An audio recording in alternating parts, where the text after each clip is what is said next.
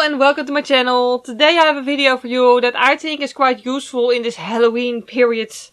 Halloween month. Like, I just love Halloween, so the entire month of October is Halloween to me. But the point is, it's sort of like the month where a lot of people start to try special effects makeup. But I think that it's sort of useful to do a video about just, basically the stuff that I recommend and where I buy my stuff. Because I know that when I just started out with special effects makeup, I really sort of struggled figuring out what was worth it to buy from a professional brand and what I could just buy at a budget store. Stuff like that. So yeah, basically I'm going to do 3 categories: cheap stuff, professional stuff, and some personal favorites and other things I just want to mention. So for the cheaper stuff, and with cheap stuff I should mention first, I mean the stuff like props. Like, little cat ears, witch's heads, a witch's broomstick, capes, like just all sorts of cheap stuff. I don't want to spend like heaps of money on it because it doesn't have to look perfect. It just has to look cool for, one evening really. And yeah, for that sort of stuff I just go to budget stores. It depends on your country really, what budget stores you have. But just, whatever budget stores your country has. They probably sell Halloween stuff as well during the Halloween season. So yeah, that's one place where I really recommend getting a lot of props. Also, fake blood. Now this depends on what sort of special effects stuff you do. If you really want to get into making fake wounds, it could be useful to have different sorts of blood. But me personally, I usually go for the beauty side of things or the creepy yet makeup-y side. I rarely go for gory looks, so yeah, it's just not my thing personally. I like it on others, well, like as long as it's fake, obviously. That sounded wrong. But yeah, the point is, I really don't do gory looks very often. But yeah, so I just go for cheap fake blood. One warning, I don't know if it also goes for like more expensive types of fake blood, but this stuff will stain your skin. On me, it's gone in about a day, but if you apply this in the evening and take it off, you should probably wear foundation the day after, if you're planning on going anywhere. Now, onto the more expensive things. That's basically to me anything that I need to perform well. So, stuff like liquid latex. I once bought very cheap liquid latex and it was all goopy and it didn't really stick all that well, somehow. It was just really not very useful to work with, so I could have saved myself like the €2 and just bought a more expensive one instead. Because I had to do that anyway. Because it just didn't work. So yeah, that's one thing. Anything you just want to have in a nice quality, I do recommend buying from a good brand like Rycote, Maron. Whatever else. Those are just 2 brands that I'm familiar with. I don't have sensitive skin, but still I try to be careful with special effects makeup. And there's another reason why for, like stuff that I really put all over my face that I really want it to be from a good brand. Simply because a good brand actually has a name to uphold, they have a reputation they want to maintain. So you can sort of expect them to actually take care of what they put in their stuff, like ingredients, safety. So you don't end up with like a completely horrible skin problem. One thing that's sort of in between it all for me are things like fangs. I don't want them to be as cheap as for them to actually look plasticky and fake. But I also don't want to splurge and get like professionally done fake teeth just for Halloween. So I go for this type of thing. I'm not sure what the brand name is. It says Vampire Fangs Zombie. Maybe the brand is Zombie. I really don't know. But they look like this. A lot of gothic stores sell them. They come with glue balls, so they can just be fitted, and it works really, really well. So yeah, that's basically, the more expensive part of my special effects stuff. The places where I get that is mostly the internet. In my experience, it depends on where you live. But in my experience, it's sort of difficult to get good special effects brands like in physical stores.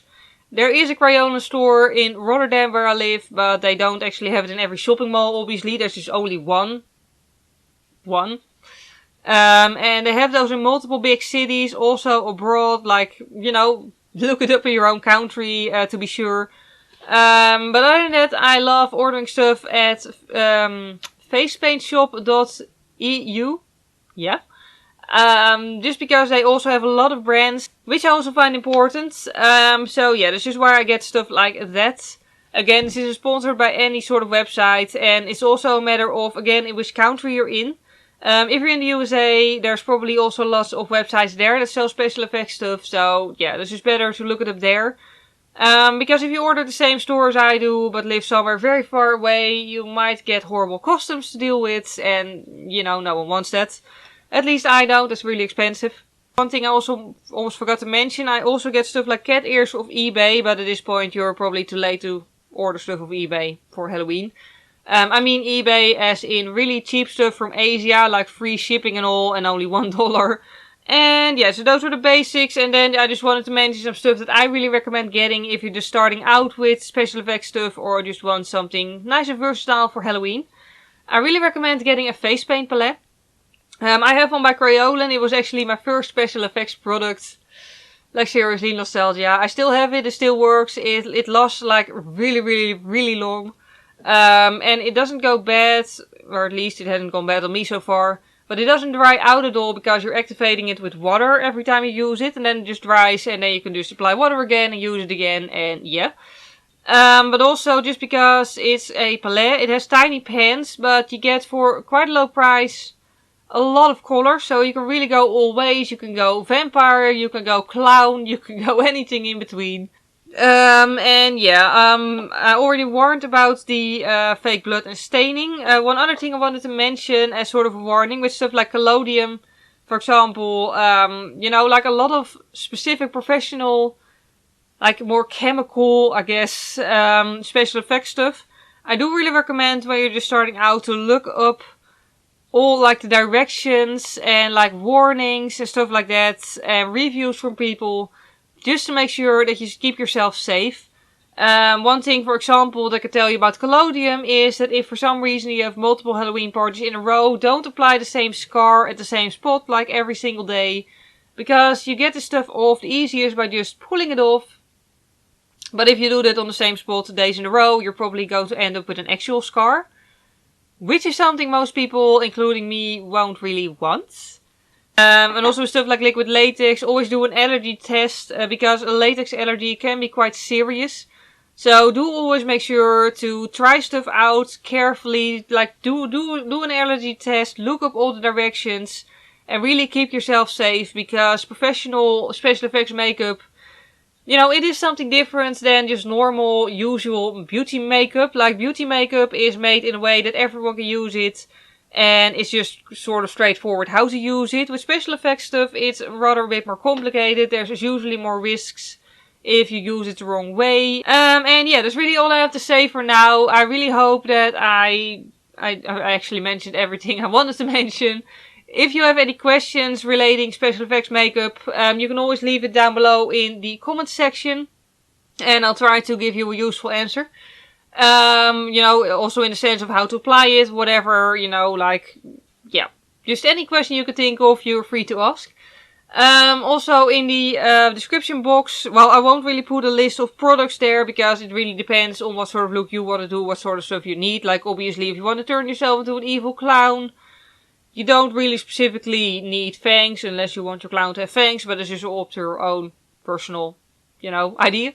What I will leave in the description box as always is all my social media accounts and names. I'm mostly active on Instagram, and I also share it there always whenever I upload a new video, so I would really love it if you want to follow me there.